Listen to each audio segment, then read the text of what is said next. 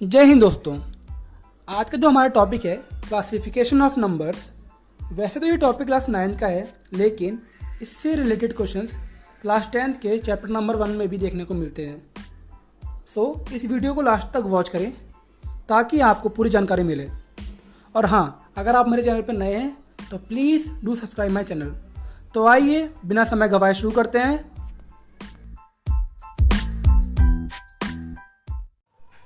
आइए देखते हैं हमारा टॉपिक नंबर्स। इससे पहले कि मैं आपको इस टॉपिक के बारे में कुछ बताऊं, मैं आपके सामने एक एग्जांपल देना चाहता हूं, जो कि मैं बताता हूं। जैसे कि एक एग्जांपल देता हूं जॉब का। अगर मैं जॉब बोलूं आपके सामने तो आपके दिमाग में क्या आएगा? सारी कैटेगरी आएंगी, उसकी अलग अलग तरह की कैटेगरी आएंगी ना, आएंगी। अगर मैं स्पेसिफिक कर दूँ उसको, मैं बोल दूँ आर्मी, तो आपके दिमाग में क्या आएगा? उसकी यूनिफॉर्म, आर्मी क्या करती है, ठीक है ना, ये सब चीज़ें आएंगी। तो जब हम किसी चीज़ को कैटेगराइज कर देते हैं तो हमें उसे अलग तरीके से पढ़ना पड़ता है। यही नंबर्स के बारे में बताना चाहता हूँ मैं। अगर नंबर्स बोलूँगा तो आप कुछ भी बोल सकते हो नंबर से रिलेटेड। रूट के नंबर्स हो गए, या रेशनल हो गए, या फिर इंटीजर्स हो गए, कुछ भी बोल सकते हो। लेकिन अगर मैं उनको कैटेगराइज कर दूँ तो उनकी डेफिनेशन और उनका जो रिप्रेजेंटेशन है वो अलग अलग हो जाएगा, ठीक है ना। तो बेसिकली हम स्टार्टिंग में नंबर को दो तरीके से क्लासीफाई करते हैं, रियल नंबर और इमेजिनरी नंबर, ठीक है। Real and imaginary. Real number को आर से डिनोट करते हैं और इमेजिनरी नंबर को आई से डिनोट करते हैं और जे से, ठीक है। तो रियल नंबर से पहले मैं आपको बताता हूँ इमेजिनरी नंबर क्या होते हैं। इमेजिनरी नंबर क्या होते हैं? A number that is expressed in the term of the square root of a negative number. अगर हमें किसी नेगेटिव नंबर के स्क्वायर रूट को रिप्रेजेंट करना है तो वो नंबर होते हैं इमेजिनरी नंबर, ठीक है ना। Usually the square root of -1 that is √-1 represent by I. अगर √-1 लिखा है तो हम उसको आई से डिनोट करते हैं। तो इसके बारे में मैं आपको और अच्छे से समझा देता हूँ। अगर मैं ये कहूँ कि हम किसी भी नेगेटिव नंबर का स्क्वायर रूट नहीं निकाल सकते, किसी भी नेगेटिव नंबर का स्क्वायर रूट नहीं निकाल सकते। मान लीजिए मैंने लिखा √-4, मैं बोलूँ इसका हम स्क्वायर रूट नहीं निकाल सकते, निकाल ही नहीं सकते। तो ये सही होगा गलत होगा? वैसे ये सही भी होगा, क्योंकि कोई भी नंबर मान लो 4 बना है। 4 कैसे बन सकता है? 2 × 2 से, या -2 × -2 से 4 बनेगा। 4 बनेगा, तब भी प्लस का बनेगा, यहाँ भी प्लस का बनेगा। इसका मतलब ये है, अगर हम किसी नंबर को स्क्वायर करें तो पॉजिटिव ही आएगा, ठीक है ना। तो इसके केस में क्या है? एक नेगेटिव है और एक पॉजिटिव है। तो हम इसका कैसे निकालेंगे? इसकी वैल्यू कैसे फाइंड करेंगे? मान लीजिए जो 4 है उसको हम 4 × -1 लिख सकते हैं। इसको फर्दर देख लीजिए कैसे करेंगे। √4 × √-1। तो 4 का जो रूट कर दिया जाए तो वो क्या हो जाएगा? स्क्वायर रूट 2 हो जाएगा। और -1 को क्या रिप्रेजेंट करते हैं? आई से। तो इस तरीके से हम इमेजिनरी नंबर जो होते हैं उनको रिप्रेजेंट कर सकते हैं। समझे आप? ठीक है ना। ये होता है इमेजिनरी नंबर को रिप्रेजेंट करने का तरीका। समझ गए? देखिए अब हम बात करते हैं रियल नंबर्स की। इमेजिनरी नंबर, नेगेटिव के जो रूट्स होते हैं, मान लीजिए -2 का जो रूट है, किसी भी नेगेटिव में जो भी रूट्स निकालना है, एग्जांपल जितने भी नेगेटिव में स्क्वायर रूट्स होते हैं उनको छोड़ करके हर तरीके के नंबर को हम रियल नंबर में पढ़ सकते हैं, स्टडी कर सकते हैं, ठीक है ना। तो रियल नंबर वो नंबर्स होते हैं जिनको हम लाइन पे शो कर सकते हैं, कैसे भी नंबर हो, चाहे वो p/q की फॉर्म में लिखे हो, रेशनल या इंटीजर्स हो, चाहे होल नंबर्स हो, चाहे इवन ऑड, कोई से भी नंबर हो, वो रियल नंबर की कैटेगरी में आते हैं। A real number is a value of a continuous data. ये कंटिन्यूस डाटा के कोई भी नंबर होते हैं, अगर कंटिन्यूस डाटा में दिए हैं तो वो रियल नंबर कहे जाएंगे। दूसरी बात ये है कि हम इनको लाइन पे भी शो कर सकते हैं। रियल नंबर को मैं आपको और फर्दर क्लासीफाई करना सिखाऊंगा, ठीक है ना। रियल नंबर को फर्दर क्लासीफाई करना सिखाऊंगा। इसको भी 2 पार्ट्स में हम क्लासीफाई कर देते हैं, रियल नंबर्स को भी और पार्ट्स में क्लासीफाई कर देते हैं। तो अभी आपको समझ में आ चुका है रियल नंबर और इमेजिनरी नंबर क्या है। रियल नंबर में इमेजिनरी को छोड़ के, मतलब नेगेटिव स्क्वायर रूट्स को छोड़ के, नेगेटिव स्क्वायर रूट्स को छोड़ के बाकी सारे नंबर रियल नंबर में आते हैं। तो अभी मैं आपको बताने जा रहा हूँ कि कैसे हम क्लासीफाई करेंगे रियल नंबर्स को। अब मैं आपके सामने रियल नंबर को भी कैटेगराइज कर रहा हूँ, रियल नंबर को कैटेगराइज कर रहा हूँ। इधर देखिए, इस पेज पर मैंने यहाँ पे रियल नंबर्स को दो पार्ट्स में कैटेगराइज किया है, रैशनल नंबर और इरेशनल नंबर्स। रैशनल नंबर क्या होते हैं? जैसा कि हम जानते हैं रैशनल नंबर क्या होते हैं, वो नंबर जो p/q की फॉर्म में लिखे जा सकें लेकिन q हमारा 0 के बराबर ना हो। तो इरेशनल क्या होंगे? वो नंबर जो p/q की फॉर्म में ना लिखे जाएं और ठीक है।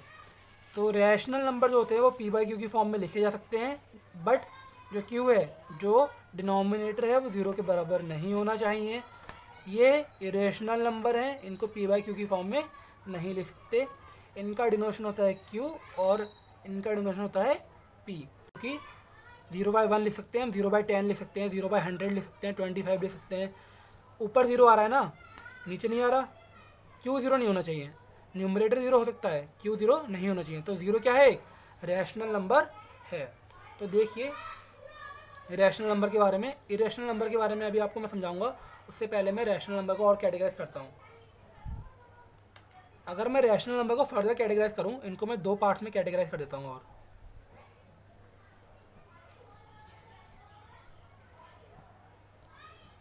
फ्रैक्शन और इंटीजर्स। इंटीजर्स आपको पता ही होगा, 0 प्लस का 1 2 3 -1 -2 -3, यहाँ पे इन्फाइनाइट तक, यहाँ पर भी इन्फाइनाइट तक। अगर हम नंबर लाइन पे रिप्रेजेंट करते हैं तो जो नंबर्स होते हैं उनको बोलते हैं इंटीजर्स।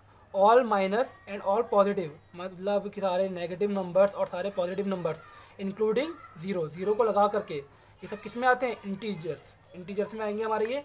इसको z से डिनोट करते हैं और i से भी डिनोट करते हैं, कैपिटल I, ठीक है ना। अब फ्रैक्शन की बात की जाए, फ्रैक्शन क्या होता है हमारा? फ्रैक्शन क्या होता है? 1/4, मतलब किसी भी चीज़ का कोई पार्ट, 4 का एक पार्ट, मतलब 4 का एक पार्ट, ठीक है ना। 5/7, 7 का 5th पार्ट, ठीक है ना। जिससे हम किसी भी चीज़ के पार्ट्स को रिप्रेजेंट कर सकते हैं, वो फ्रैक्शंस होते हैं। तो ये फ्रैक्शन मैंने बता दिया आपको, ये मैंने आपको इंटीजर्स बता दिए। अब मैं क्या करूँगा, जो इंटीजर्स हैं हमारे, जो इंटीजर्स हैं, अब मैं इंटीजर्स को क्लासीफाई कर सकता हूँ।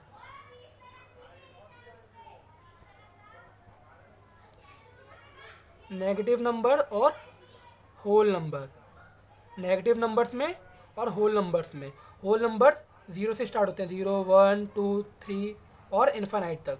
नेगेटिव नंबर्स -1 -2 -3 ऐसे करके जो होते हैं हमारे इंटीजर्स के हिसाब से है, तो बता रहा हूँ, ठीक है ना।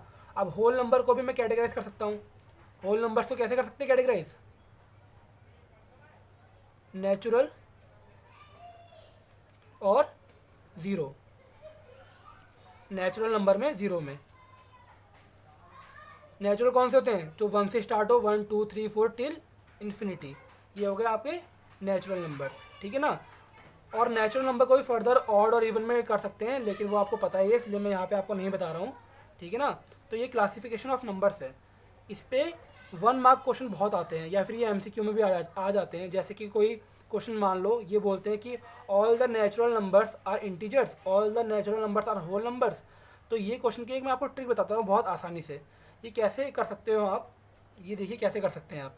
अगर नीचे कोई भी ये जो, अगर चार्ट याद कर लें आप, अगर ये जो चार्ट बनाया है मैंने, फ्लो चार्ट, अगर आप ये फ्लो चार्ट को आप याद कर लें, तो जब भी आपसे नीचे से ऊपर को पूछा जाए, नीचे से ऊपर की तरफ पूछा जाए, तो आपका हमेशा क्या होगा? यस। लेकिन तो नंबर सिस्टम से रिलेटेड जो 1 वर्ड क्वेश्चन होते हैं या 1 मार्क क्वेश्चन होते हैं, उनको कैसे करेंगे, वो इस फ्लो चार्ट जो आपके सामने मैंने बनाया है, इससे मैं आपको समझा सकता हूँ ट्रिक के हेल्प से, ठीक है ना। अगर आप ये कॉन्सेप्ट दिमाग में रखेंगे तो कभी गलत नहीं होगा नंबर, आप कभी एक भी नंबर आपका नहीं जाएगा जो आते हैं।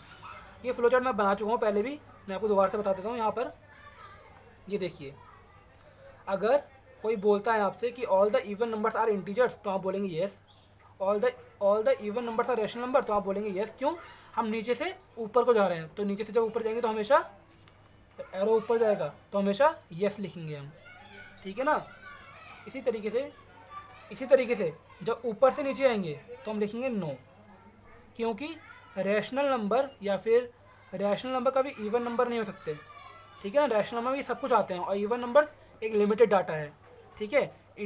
तो कोई क्वेश्चन आ जाए all the integers are whole numbers, integers whole number होते हैं? नहीं, सारे नहीं होते, तो हम लिखेंगे नो।